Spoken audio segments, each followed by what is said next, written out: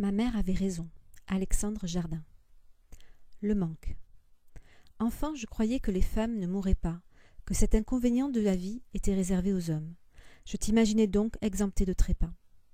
Aujourd'hui, je sais que tu vas bientôt prendre congé, trop tôt pour mon cœur, et déjà je suis nostalgique de tes questionnements.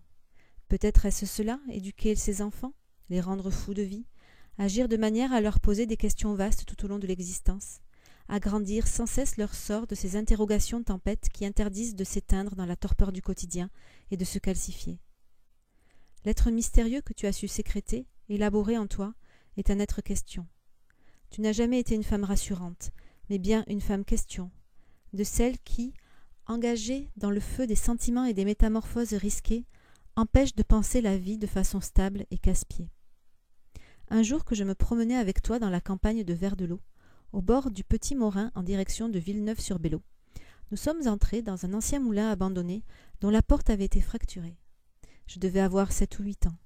Nous avons écarté les toiles d'araignée, respiré une étrange poussière mêlée de farine ancienne. Au milieu de ce bâtiment fantôme, nous avons trouvé le logement du dernier meunier figé dans le temps. Les affaires personnelles de cet inconnu se trouvaient encore rangées dans un placard et des tiroirs, comme si un bombardement l'avait soudain contraint à s'absenter. Parmi un tas de paperasses, gisait un journal écrit à l'encre violette, une très belle écriture, dont tu m'as lu quelques pages. Cet homme, épris, avait vécu auprès d'une femme plus âgée que lui, qui, tout au long de leur existence commune, était chaque jour montée à pied sur le plateau venteux de la Seine-et-Marne, à quelques kilomètres de la vallée du Petit Morin, pour rejoindre l'arrêt de bus. Jusqu'à sa mort, sa compagne avait attendu le retour d'un officier qu'elle avait aimé dans sa jeunesse, un militaire qui lui avait promis de revenir l'aimer, un homme qui n'était jamais venu. « Tu vois, mon chéri, m'avais-tu soufflé, il ne faut être ni cette rêveuse qui a attendu sa vie au lieu de la vivre, ni ce misérable qui a accepté d'être mal aimé, ce qui est une honte. Il faut avoir le courage de vivre. » Ce journal à l'encre violette, j'avais voulu le garder et le ramener à la maison. L'idée même t'avait fait frémir. Sur le chemin du retour, tu l'avais jeté dans la rivière en crue pour nous débarrasser de ces 2 existences non menées.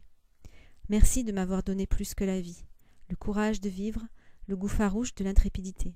Tu m'as appris que jouer à la roulette russe avec un 6 coups chargé d'1 balle est un acte raisonnable. Il y a 5 chances de gagner.